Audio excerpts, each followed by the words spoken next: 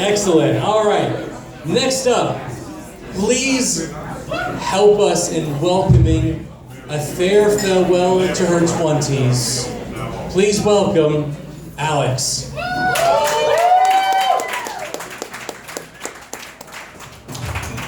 Thank you. So for 29 more hours, I am 29 years old. On Friday, I turn into a 30-year-old pumpkin. So the party is over, but 'tis the season of pumpkin spice. So cheers, you guys. Please drink for me right now. So I'm 29, and I'm on a dating hiatus right now, or as my mom likes to say, I'm 30 and very single. And I'm having this internal conflict about it. Like my head and my heart are really excited, like, thank God, I'm going to go on vacation. But my eggs are like, I'll let you finish, but you know we've got an expiration date, right? But the last date I went on did not go very well. It was with a finance guy, surprise, surprise. And I am not in finance at all, but my family is into banking.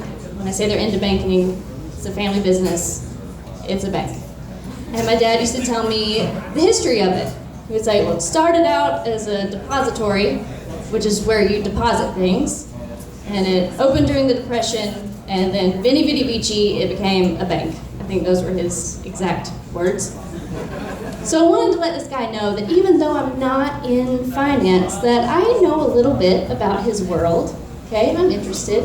So I tried to impress him a little bit. I was like, oh, my family's in banking. It's been a family tradition, yeah. You know, it started out as a suppository for suppressed people. He withdrew real quick. Just figured out I had insufficient funds on that front.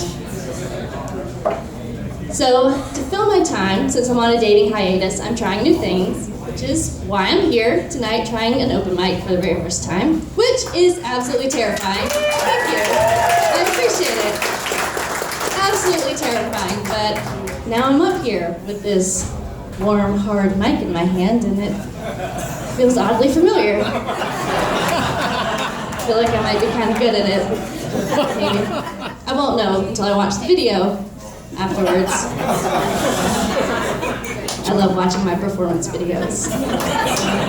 Right after I'm done, just like out of breath, hands shaking like, oh my God, what is my face doing? On my toes? That move actually looks a lot better than it feels, just so you know. That's where my grip gave out. Great, awesome. I should probably tell you that I'm also an aerialist, like Cirque du Soleil. It's a lot of grip intensive performances. Thank you, thank you. My mom's one request tonight was please be clean, and then I opened with a performance video bit. You're welcome, Mom. So I'm trying to fill some of my spare time with new things and old things. I've decided to pick up some of my old hobbies, and I used to play tennis. I used to be on my JV tennis team in middle school, but I quit, and I couldn't remember why in the world I quit. So I asked my mom, hi Mom, I asked her, I was like, do you remember why I quit tennis? And she said, yeah, you told me you didn't like beating people, that it made you feel bad to beat people. That's probably the saddest thing I've ever heard, and most annoying thing I've ever heard about myself. But also, you know what makes me feel bad now? Knowing I quit something because I was good at it. Not and I was good at it, because I was good at it. Which may mean that I'm going to be doing stand-up comedy for the rest of my life. So, awesome.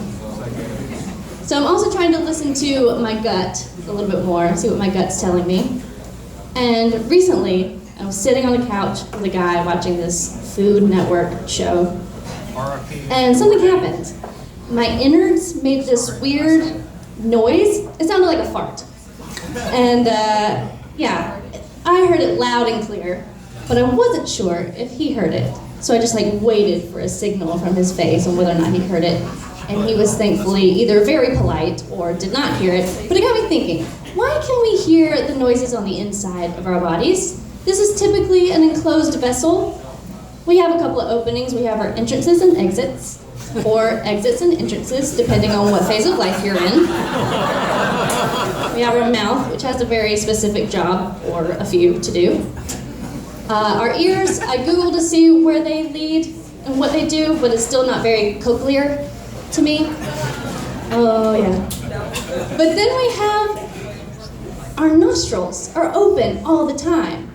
These two gaping holes on the front of our face lead directly to our brain, lead directly to the cockpit. And there's no co-pilot, there's just the one dude up there controlling everything, and if something traumatic happens to him, you do stand up on a Wednesday night. My name's Alex Anderson, thank you so much.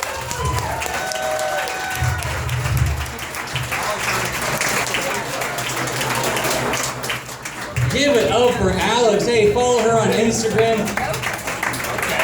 I feel like I should be saying hello to her mother too. Hello, Alex's mother. All right, you guys ready for